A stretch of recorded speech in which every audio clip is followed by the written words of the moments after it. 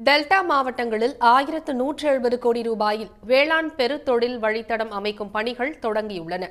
Delta மாவட்டங்களை பாதுகாக்கப்பட்ட வேளாண் மண்டலமாக அறிவித்த தமிழ்நாடு அரசு, வேளாண் சார்ந்த தொழில் நிறுவனங்கள் தொடங்குவதை ஊக்குவிக்க வேளாண் தொழில் வழித்தடம் அமைக்க அனுமதி அளித்தது.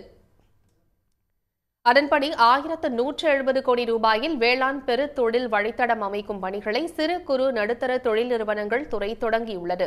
இத்திட்டத்தை தமிழ்நாடு உணவு பதப்படுத்துதல் மற்றும் வேளாண் ஏற்றுமதி மேம்பாட்டு நிறுவனமும் இணைந்து மேற்கொள்ள உள்ளன. இத்திட்டத்தின் கீழ் சிறு குறு நடுத்தர தொழில் நிறுவனங்கள் பயன்பெறும் வகையில் தொழிற்பேட்டைகள், கிடங்குகள், சாலை வசதிகள் ஏற்படுத்துவதோடு விவசாயிகளுக்கு பயிற்சி அளிக்கப்படும் எனவும் தெரிவிக்கப்பட்டுள்ளது.